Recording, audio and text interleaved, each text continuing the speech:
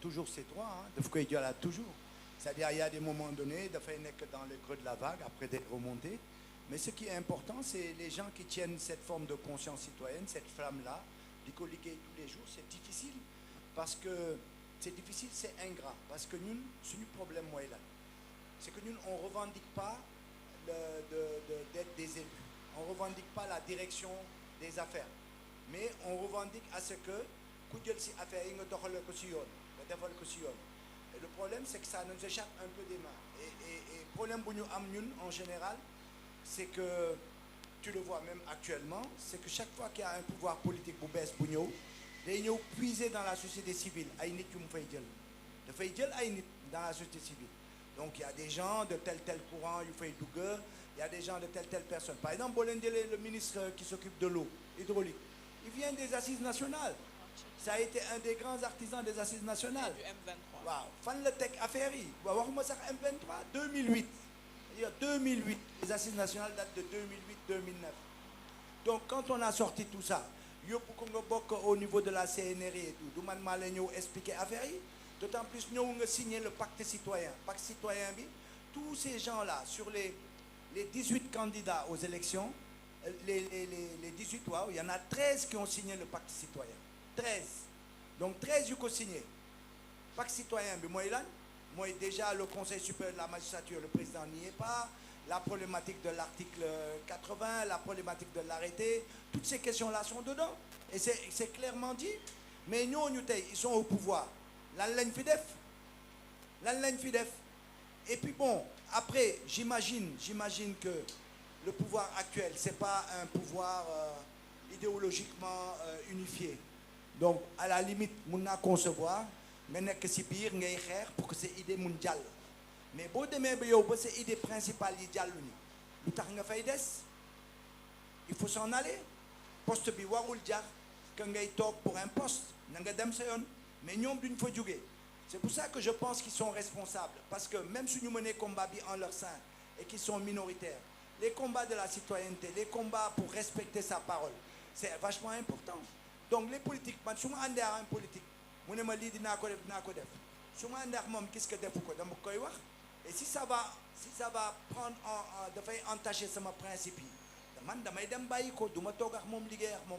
C'est pour ça que par exemple la plupart des gens comme nous n'ont pas voulu travailler avec le régime de Macky Sall, parce que on n'est pas là à dire balaa may liggéey pour un régime de boire d'accord si le non, tu peux travailler avec un régime, tu travailles pour ton peuple, mais encore il faudrait que sur les principes, les grandes orientations, au minimum ngeen d'accord.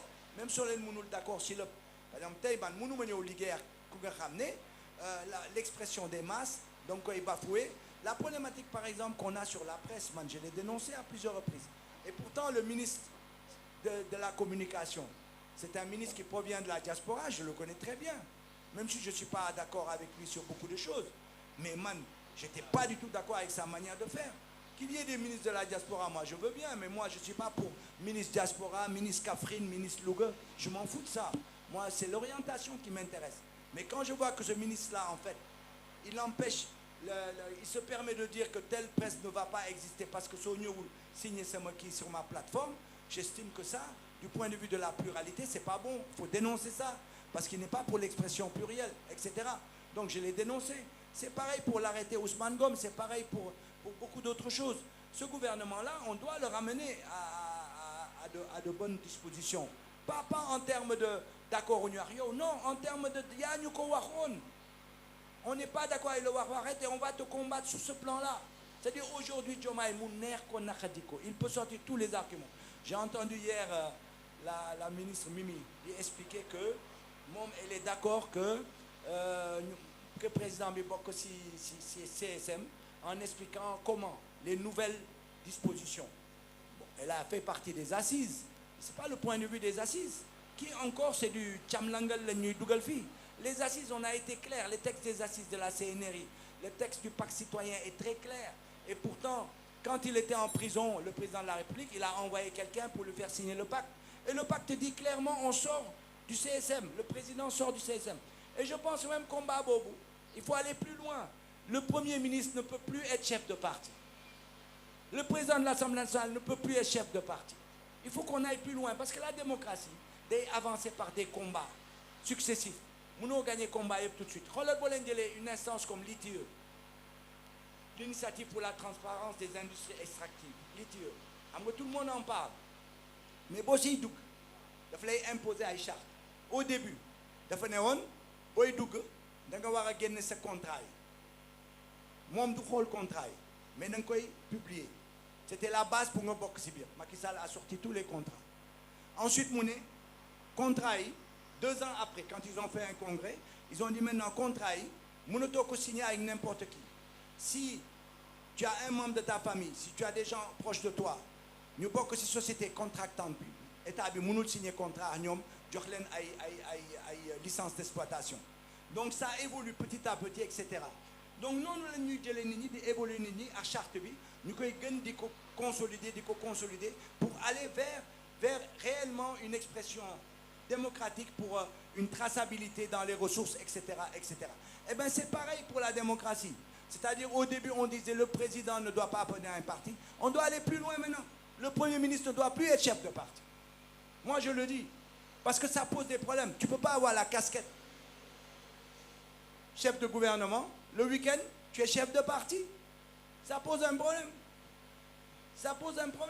et en même temps tu peux pas dire dans un meeting my président my premier ministre su ma joxee ordre dañ ma war a respecter alors que tu es dans un meeting partisan quand tu es dans un meeting partisan tu peux pas utiliser les avantages de ta fonction pour avantager ce parti politique c'est ça qui est important que les gens comprennent et donc il faut qu'on élève maintenant la chose maintenant on doit dire même le premier ministre ne peut plus être chef de parti ça doit être ça notre slogan parce que président chef de parti kooku ñëpp si d'accord c'est gagné par les masses maintenant dans sa mise en œuvre il y aura des soucis mais ça c'est gagné il faut aller plus loin donc je veux dire par là le combat pour la démocratie c'est un combat perpétuel c'est ñun dañ ko war a gérer di ko ñefe xool leen par exemple dem na France l'affaire Eramet benn entreprise bu nga xam ne fii mi ngi noot nit ñi bu baax et cetera mënuñu fexe ba mu kii c'est une multinationale mais ma dem France il a fallu que je réunisse 20 personnes 20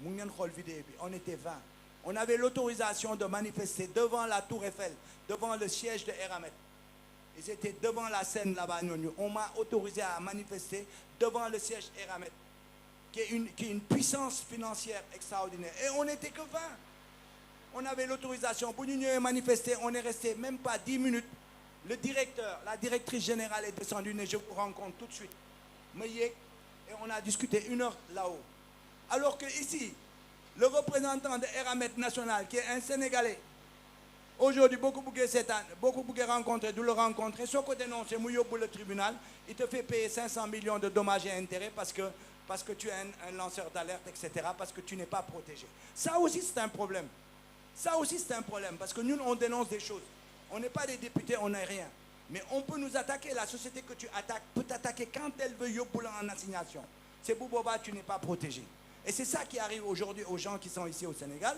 quand on dénonce des choses parce que les députés ne font pas leur travail je me rends compte là les députés ne parlent que des avantages de la fonction on parle que des avantages de la fonction man par exemple bon en 2017 quand j'étais sur une liste de députés xamoon naa lu may gagner au Sénégal en France xamoon naa sama famille lu mu soxla xam naa tamit su ma ñëwoon Sénégal lan lañ may jox et quel va être mon devoir mais seetuma est-ce que sama condition yi may vivre dama koy multiplier su ma ñëwee fii ou pas or ici tu prends quelqu'un il n'est pas député on le met sur la liste il dit rien une fois qu'il est sur la liste il te demande n'importe quoi pour pouvoir faire le job et c'est quoi ça il veut la voiture il veut la maison il veut ceci j'ai vu que le président de l'Assemblée nationale a sorti benn page là tout de suite là di expliquer les 7 mesures et les 14 points yu mu réglé pour justifier un peu la campagne que les gens mènent sur lui au niveau des réseaux sociaux mais boo leen xoolee 7 points yi et 14 points yi c'est que les points pour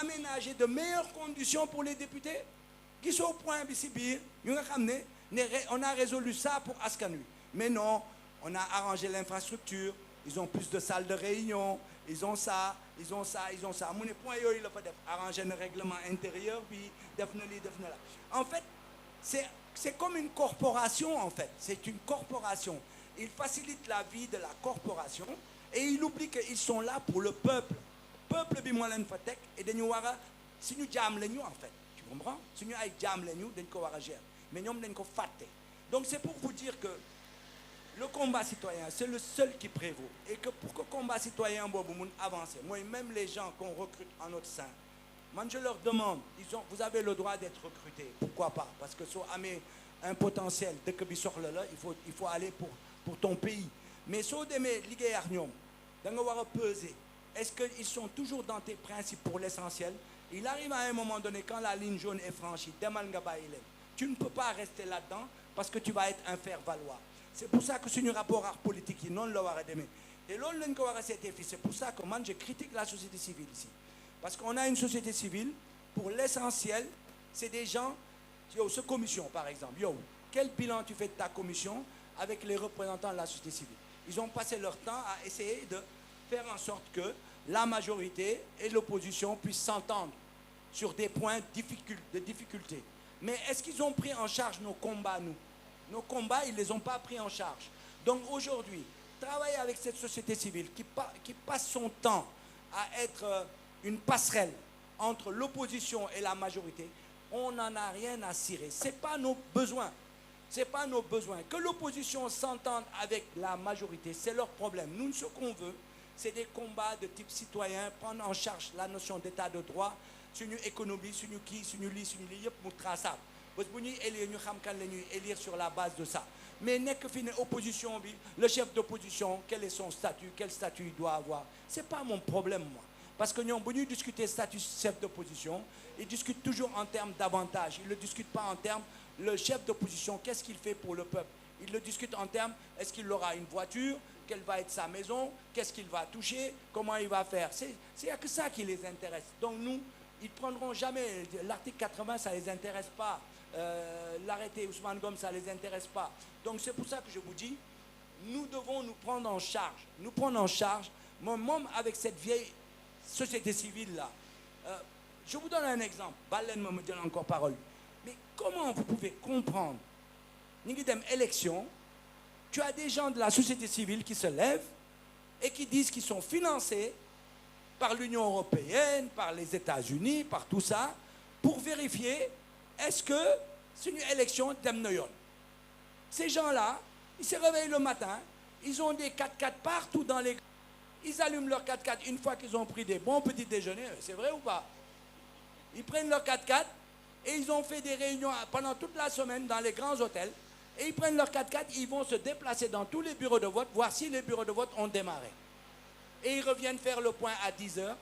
Ils mangent, ils repartent pour voir si tout se passe bien. Et ils vont repartir à 18h pour voir affaire binakale. Est-ce que c'est comme ça que tu sers ton pays? Est-ce que c'est comme ça que tu sers ton pays? Mais c'est pas ça. Servir ton pays, c'est quoi? C'est te battre pour que nous dem jëli seen carte, pour que nous mun voter. C'est aller à Mbacké où tu as 650 bureaux de vote, où c'est pas des bureaux de vote, c'est des hangars. Tu ne sais même pas te retrouver pour voter. Chaque bureau de vote, c'est 600 personnes en moyenne. Le gars, il vient, on lui dit, t'es dans le bureau 28, Mounio. Il voit des abris. Khamoul fou bureau 28 nek. Ton rôle en tant que société civile, c'est d'aller à Mbacké. Kounio, yo, tu sais que tu as la liste. Wadine bureau 28, damal, c'est tel coin, voter. C'est ça le travail citoyen. Et après, protéger le vote. Faire en sorte que, vous nous parlez votre bit, nous mène que ça, etc., etc. Mais n'est que là, dans des voitures climatisé, qui est payé par les fonds étrangers. Tu nous prends pour des zoos, on est comme des zoos ici, tu nous gères. Et ils ont le culot de dire qu'ils font un travail citoyen. Moi, je dénonce ça, je ne suis pas d'accord. Je pense que c'est un moyen de gagner de l'argent sur soi-disant le dos du peuple. Mais des fois, ben travail citoyen. Alors ces COS-là, c'est ceci, cela, là. Hein? À chaque fois, ils viennent, les ONG 3G, tout ça. Ils viennent nous emmerder parce qu'ils sont financés, ils sont forts, ils achètent la presse. Chaque fois qu'ils font une conférence, tu vois toute la presse qui est présente parce que Kounek Amga se passe, Amga se perdiem, etc., etc. Et on veut me dire qu'il faut les respecter, il faut respecter la pluralité. Oui, je respecte la pluralité, mais je dénonce ces états de fait. Ces gens-là ne travaillent pas pour l'intérêt général, ils travaillent pour leur intérêt. Man, depuis 20 ans, 25 ans, je suis dans la diaspora pour que les élections se passent bien. Je me dis, c'est mon TGV. pour dem fu nga war a bureau de vote dañ ko war a la délégation day dem foofu pour ñu kii man maay fayal sama bopp maay fayal sama sandwich maay ñëw le matin de bonne heure xool si les choses vont bien et cetera kenn musuma jox 15 et c'est ça le travail citoyen mais ñëw fii on te donne de l'argent tu ne sais même pas quoi en faire et par exemple le matin da ngay dem Dakar sous-préfecture nga gis booy yi nekk foofu xamuñu nu ñuy yóbbee matériel yi dans les bureaux de vote et en même temps tu vois la rue Carnot elle est bloquée en embouteillage les 4x4 di jaar seen ginnaaw benn bu nekk di jaar ils sont une personne dedans dans les 4x4 avec le chauffeur boo foogee ne leen mais mu la leen yóbbalee matériel bi ah non non c'est pas notre rôle ñun ñu yóbbu matériel et puis ils passent et voilà ces gens-là vont aller vérifier si le bureau de vote ouvre alors ceux qui doivent faire le bureau de vote n'arrivent pas à y aller dans leur bureau de vote donc c'est pour vous dire que la société civile est critiquable les politiques sont critiquables il faut qu'aujourd'hui on analyse bien comment on va faire pour s'en sortir comment on va faire pour que nos idées puissent avancer qu'on ne soit pas les éternels losers parce que pour l'instant on est des losers les politiques nous utilisent on est des losers chaque fois dem nga au dialogue dem naa au dialogue mais on a failli me frapper là-bas dans la commission 3 d'accord à un moment donné Vilane s'est levé il a voulu me frapper avec des sagas racistes Narbouli, etc. Tu comprends? Et personne ne dit rien. Parce que là, les politiques s'en foutent de ça. D'accord? Alors que mon point de vue, c'était de dire que l'opposition arrête de nous emmerder, de nous demander à chaque fois une heure de qui là pour pouvoir discuter en leur sein. Une heure de temps, ils sont même pas d'accord. Et à chaque fois, on perd une heure de temps. L'autre de fait normal. Beaucoup dénoncés, politique qui merde. En fait, les politiques nous prennent pour des faire-valoir. Quand tu rentres dans leur plate-bande et que tu les remets à leur place et que tu leur montres qu'ils sont à notre service et non pas le contraire, et que voilà, à ce moment-là, de les combattre. Tu es leur ennemi. Et il ne faut pas avoir peur d'être leur ennemi parce que nous, le système qu'on veut enlever, c'est ça. On ne s'en accommode pas. C'est ça, enlever le système en réalité. Ce n'est pas s'en accommoder. Donc voilà ce que je voulais vous dire, c'est que la société civile se prenne en charge. Je vais revenir. Merci. Merci Monsieur Benjeloun. Je pense. Merci Monsieur Benjeloun. Je pense que def nga un peu le tour de la question et il y a des plaidoyers yoo xam ne jël nañ ko en charge. Mais je vais vous poser à tous aux deux une question avant de donner la parole au public. Moi, aujourd'hui, on a fait l'état des lieux. Comme vous l'avez dit, c'est le statu quo. Attentes par rapport au dialogue, par rapport aux deux alternances. Je le rappelle qu'à chaque fois, il y a eu des soulèvements.